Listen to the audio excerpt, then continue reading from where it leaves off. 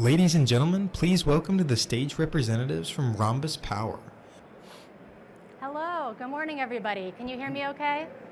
Is the mic? Okay, there we go. Good morning everybody. Everybody can hear us? Fabulous. Good morning. My name is Chapin. I'm our Chief of Informatics at Rhombus Power. That means I work with everybody. Let Sangram introduce himself too. Yeah, hi, I'm Sangram. I'm the CTO of Rhombus. Glad to be here, and I hope you guys will have a great time here at the CSP. Fantastic. So we're here to tell you a little bit about who we are, what we do, the kinds of problems we solve, and the products we use to solve those problems. So I'll start off with what I think is the most important. Oop, I hear some reverb. There we go. I'll start off with what I think is the most important takeaway. What our company provides is AI-powered, integrated, predictive decision support in real time. And what that means we'll go through in depth in this presentation, but it means that our solutions support our national security clients in making extremely difficult decisions, from a decision space that goes from years in planning to a decision space that is far smaller in the seconds of war fighting. And we've been around for quite some time. Our history started at NASA Field, actually far even before then, but we were one of the first neighbors of the Defense Innovation Unit, and since then have partnered closely with them, among others, to ensure that we are working closely with the national security community as well as our allies and partners. Making sure everyone can still hear me, right? Yahtzee. So we've been providing AI solutions, AI predictive decision support since 2015. And what we do so, the way we do so is through a unified cognitive platform for national security. What does that mean? It means that we bring in your data, but we bring data to the table as well. That means we work with authoritative customer data, as well as their data sets, enhanced and integrated with over 5,000 streams of data that we bring to you, so that we augment what you have available to ensure the decisions that you're coming to are appropriate. That means over 1 trillion data points updated daily, and that's across domains. That's space, air, land, sea, cyber, and the information domains. We also bring advanced analytics and models. And what's important about this is it's predictive, but it's also prescriptive. We move beyond describing what your data tells us and moving towards being able to run simulations, to ask questions. What if? What are the collateral consequences of a decision that I might make and how it might affect my enterprise at a wider scale? And all of these are underpinned by proprietary foundational intelligence models. That means we're not just taking anything off the shelf. Everything is curated from the weights to the appropriate algorithms that are fit to be configured to a specific problem set. And we do this with text, speech, image, and video, full multimodal spectrum, so we can take in all of this data and make the appropriate decisions. And the goal, ultimately, the output, is this predictive decision support in real time. And we'll tell you about the verticals that we support, but it's really across the spectrum, as I mentioned, where a lot of the decisions that leadership is making, they happen over the course of months, particularly as it pertains to resourcing. But of course, when it comes to intelligence and warfighting, that real-time dimension is key. So how do we do that? We have 2 verticals that we work most closely in, and they're deeply related because every problem in the national security space is an ecosystem. You know, they're deeply interconnected. Everything that you pull on one lever is affected by another. So the first platform we're going to speak to you about today is Guardian, which is AI to optimize defense and intelligence resourcing decisions. This is what we've worked on closely with our partners at the Air Force for quite some time to answer extremely complex enterprise-level decisions that previously seemed out of reach, quantifying issues that previously didn't have any numbers they could put to them, analyzing those decisions accurately, repeatedly, and iteratively. not just so that we're optimizing the appropriate output, but so that leaders are making decisions that they can defend, because they're making those decisions year after year on the resourcing side and have to be able to speak to it congressionally. And of course, as I talked about on the prescriptive side, we're ensuring that instead of looking at kind of reactive decision making, it's very outcomes based. How do the outcomes inform the way that our models will continuously learn and update to support resourcing decisions? The other side, the other platform we'll speak to about is called Ambient. And that is that AI-powered predictive decision support in real time for intelligence and warfighting. And this is where we work to predict military aggression and global political unrest, as well as a number of other critical national security issues we're keeping an eye on. We act at speed and scale to make sure that we're not just preventing bad outcomes, but deterring adversary action and preempting things like instability so that you get your decision advantage back. We empower that across domains and across languages, and we'll talk a little bit about how we do that today. So the first problem set, as I mentioned, that we work towards is Guardian. And what this does is it helps groups like the US Air Force make high-stakes decisions every day across money, manpower, assets, readiness, and force structure. So prior to Guardian, the Air Force had data, but they couldn't curate it, integrate it, understand it, or use it effectively. The data needed to support things like their budget was scattered across PowerPoints, Excel spreadsheets, lost in email chains. And the most important takeaway from this is leaders could not see the whole picture. And that's what Guardian is designed to empower. And we've had great partnership with the Air Force. We have folks sitting in the Pentagon every day. And what they've done is they've worked closely with them to both understand the problem from the mechanics of how their data pipelines are connected, all the way to what they need from a solution. And so what we've done is we've made those dollars work harder for them through a series of interconnected applications that help simulate decisions as well as test outcomes and ultimately look at those collateral consequences. So if I were to divest from this particular asset, what might that look like? How might that affect the rest of my enterprise? How might that affect things like strategic basing, which previously had not been connected to divestiture questions?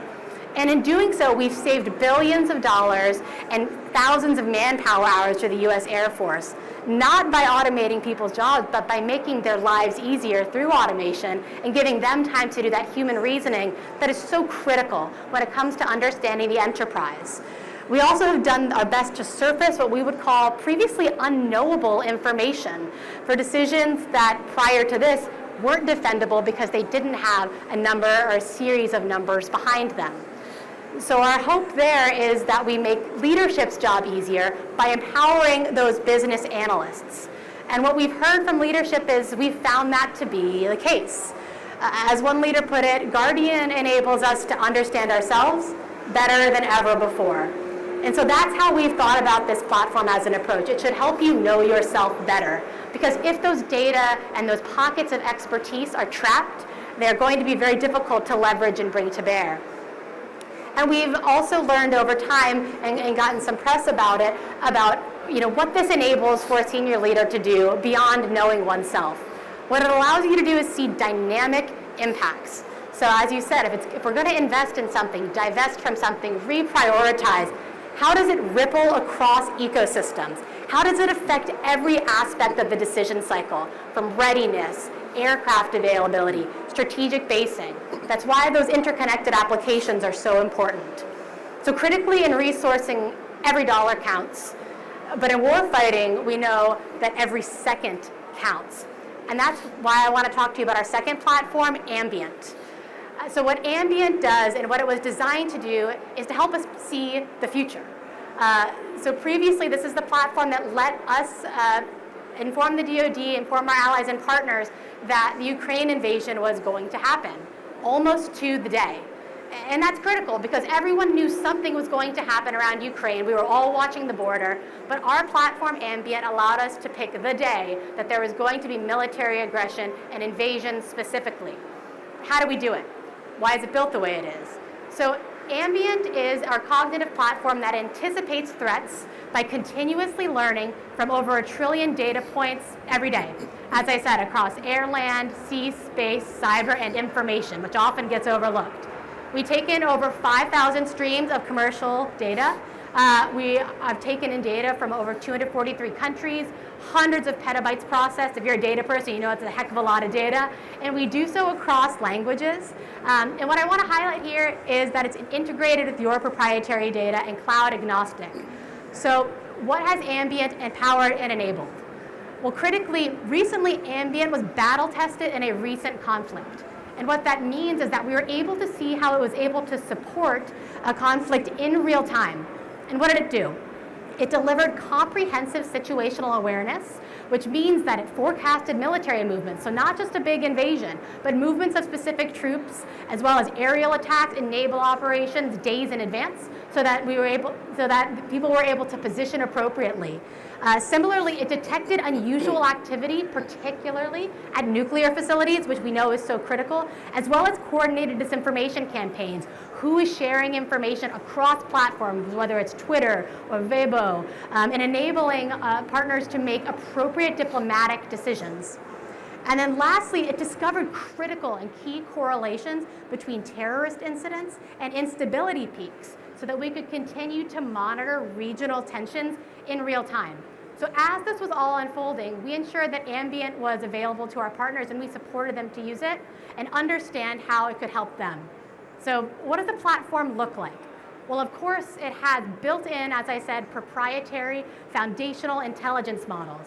And what does that mean? It means they're trained to be used by intelligence analysts, by communication strategists, with not only language models that give you an answer to your strategic question, filtering out disinformation, but allowing you to cite your sources so that you're able to trace the information with that level of responsible AI at scale.